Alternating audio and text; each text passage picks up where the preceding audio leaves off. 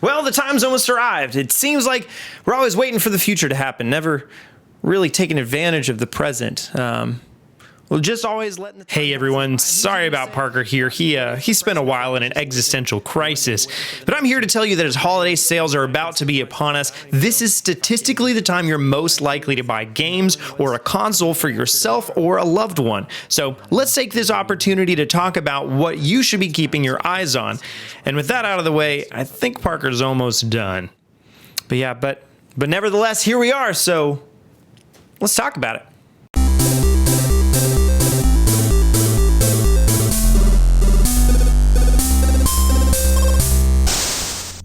Okay, so a couple things before we get started. First of all, one of the games that you're probably interested in, I would guess, just statistically, is Pokemon Sword and Shield. And on that note, we've got a giveaway for that very game going on right now. And it'll end next week around when the game comes out. So if you're interested in that, go ahead and go down to the description and click on the link and then follow all that stuff so that you can maybe get it for free, because that's dope and awesome. And the other thing to note is we've got a Discord server. We've got a channel in there for holiday deals that should be updated as the holiday goes on. So go ahead and just join that so that you can keep up to date with all those things. But yeah, now that we've got all that out of the way, let's keep going. There are many varieties of people for whom this video could be relevant. Perhaps you're buying a Switch for the first time this holiday, or maybe you've had one for ages now and are looking for game recommendations, or maybe even you could be getting one for someone you care about and need some direction. I'm gonna try to make sure all of those kinds of people get something out of this conversation. To note, there will be links also in the description for these things, so if you go and buy them through that, that'll give a little bit of kickback to our channel, which is, helpful to support us so that we can keep doing stuff like this. First things first, you need a Switch. You'd think that's a given, but yeah, that's a given. At the time I'm making this video, not all of the Black Friday sales have been announced yet, and they're not even applicable in every country, so I'm going to be a bit broad with what to look out for to help accommodate for that. The base price of a Switch is $300 in the US, and the Switch Lite is $200. That's a savings of $100. The primary difference between the two is that the Switch can be played on the go or on your TV, and the Lite is only a handheld. Pretty much unless you're trying to buy a bunch of Switches because you have maybe multiple kids or something like that, or you're just on a budget and really need to save that $100, unless that's the case, go ahead and just get the regular Switch, because then even if you don't think you're going to want to dock it that often, you've got the option. So it's just better. When looking for deals, we're now 2.5 years into the lifespan of the Switch, so you want to try to find a retailer that's selling the console with a full-priced game packed in, all for the regular price of the console. Last year we saw this with Mario Tennis and Mario Kart, and this year so far Target is doing it with Mario Kart. Although packed-in games aren't common during the year for Switch as of yet, this is a season when it should be a given, so that's your first task. Most of what's on this list will be games, but hardware is obviously important where software is concerned. Some of these games will be multiplayer, and with that you'll need more than one controller. A quick win is a grip for individual Joy-Cons like these fast snail ones. These were a saving grace for me when the Switch first launched and the one set of Joy-Cons was all I had. They're only $13 and that's not even on sale. But you really should be looking for deals on the Pro Controller. It's normally between $60 and $70 and is wireless, has HD rumble, gyro, and an NFC chip reader. There are cheaper third-party controllers that do similar stuff, and PowerA, Hori, and 8BitDo are generally well trusted, but you want to make sure they have the specific features that you want, because cheaper ones generally are lacking in features. But for more detail on controllers and whatnot, actually go check out our friend Bob's channel over at the Wolf Den, where he talks about controllers all the time, so he's got more than enough content to get you satisfied on there. The last non-game item is actually the Nintendo Online service. This has been a point of contention for many fans, but if you look at it as a solution to getting a swath of classic games at bargain basement prices, it's really great. $20 for a year to get to play online, but for me, more importantly, it allows access to more than 40 NES games like Super Mario Bros. 1, 2, and 3, The Legend of Zelda, Kirby, and more, and also 20 SNES games such as Super Mario World, A Link to the Past, Super Metroid, F-Zero, and so on. And both consoles will have more to come in the future. If you're looking for bang for your buck and you aren't sick of these games, this is where to go. Okay, here we go. Now we get into some actual games. There's definitely going to be some 2019 games on this list because you know what? 2019 was pretty great for the Switch. So there's a bunch of games that came out this year that are tip-top. But also we're going to have some evergreen titles because whether you're new to the Switch and needing to fill out your library for the first time, or you just have some gaps to fill, this is the time of year that it's easiest to do that because of sales and whatnot. Starting out are what I'd consider to be the 4 evergreen pillar titles of the Switch so far. I don't care who you are, if you're looking to get a Switch, there's almost no chance that you wouldn't want at least one of these games. In release order, Legend of Zelda Breath of the Wild, Mario Kart 8 Deluxe, Super Mario Odyssey, and Super Smash Bros. Ultimate. All of these are typically $60 games, but several of them are already going to be on sale for up to half off. Breath of the Wild and Mario Odyssey will be $30 at Target at least. And here's a brief overview of each one so you know why these are essentials. Smash Ultimate is now the best-selling fighting game of all time and has by far the most content in the series and more than just about any other fighting game, and it's still being added to regularly. It's built to be accessible for novices or extremely talented players alike and is primarily a multiplayer game, although the single player is quite in-depth for those who want it.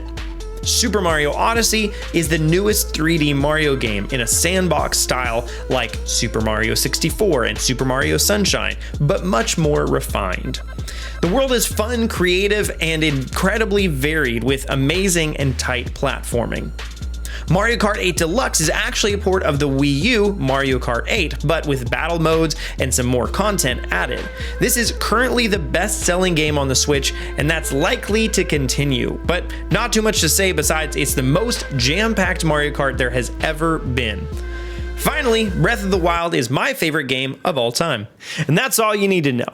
What? Once again, this is the best-selling game in the franchise, and for great reason.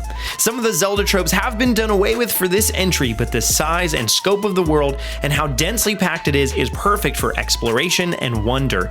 Lots of puzzles to solve, enemies to defeat, and quests to pick up along the way. It's one of the top ever rated games, and to me, that's no surprise. So that's what I would consider to be the essentials knocked out of the way. A console, controller, a bed of classic titles, and a few tentpole releases. But now let's talk about just a whole bunch of other games to keep your eye on and see if they go on sale. I started by trying to organize these in a particular way, but that's too hard. So here they are in a mostly random order, and not all of these games are for every single person, but I'll give you a rundown on all of them so you can know if it's for you. Pokemon Sword and Shield has been accompanied by a fair bit of controversy, but outside of the disinclusion of some of the former Pokemon, the game itself seems to be the freshest take on the formula in decades. This is the first title to offer a fully 3D open world section with overworld encounters. Discounting some early leaks, the game is shrouded in a lot of mystery, but this will be a water cooler game for many Nintendo fans this holiday.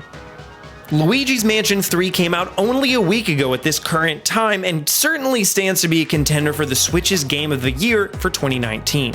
It's a beautiful, wonderfully detailed game set in a several storied hotel that's all about puzzle solving, collecting hidden gems, and taking down ghosts. This is also a fantastic co-op experience, a feature that's often subpar on many primarily single-player games. There's also a party mode with up to 8 players. Even though Halloween is over, Luigi's Mansion 3's charm certainly isn't.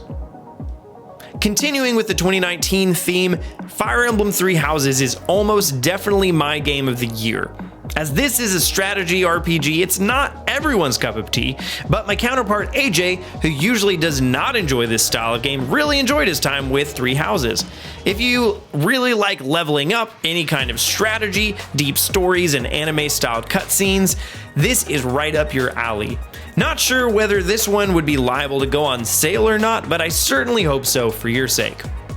I mentioned Breath of the Wild earlier, but much more recently we saw a release of what AJ considers to be the 3rd best Zelda game on the Switch. Watch his video on that, he'll tell you more about it. Link's Awakening is an incredibly faithful but adorable recreation of the 20-some-odd-year-old Game Boy title with many quality of life changes. This one isn't too likely to go on sale, I would think, but if it does, definitely pick it up as an homage to the days of yore. And the last Nintendo 2019 title I'd like to point out is Super Mario Maker 2. This is the game that keeps on giving. You can spend all your time making levels or never touch the editor and just pick up levels others have made, with a difficulty tailored to your specific preference. There are also local and online co-op or competitive multiplayer options. This is just about the pinnacle of 2D Mario, if for no other reason than sheer volume of possibilities. So, that's a bunch of games. But there's a whole bunch more that I wanted to mention that I'm not going to have time for, so I'm just going to do a quick rapid fire of some other ones that you should look into and research on your own, but I'll give just the title and a quick elevator pitch right here. Divinity Original Sin 2. It's like D&D, but a video game. Dragon Quest XI's, the epitome of a modern take on a classic RPG. The Witcher 3, like Breath of the Wild, but rated M. Splatoon 2, cutesy multiplayer shooter for all skill levels. Astral Chain, action RPG meets cop movie. And now finally for some rapid fire indie games. Hollow Knight, Metroidvania meets Dark Souls, but also one of the best games ever. Golf Story, pretty much Game Boy Mario Golf. Slay the Spire, procedural deck building dungeon crawler. Stardew Valley, build your little farm. Enter the Gungeon, get ready to die to silly bullet enemies over and over again. And that, my friends, is quite a lot of games. Most of those you'll be able to buy at the store, but some of them, like the indie titles, will pretty much only be available on the eShop, so keep an eye out there as well. But you know what? That's what I think. What do you think? What are some games that I forgot to mention or didn't have time for? To be honest, that's what it is.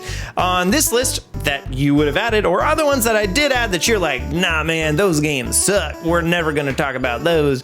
Let me know all that and more down in the comment section below. And some of the early comments, we'll take those and bring them to our podcast to talk about. It'll go up on Saturday at 10 a.m.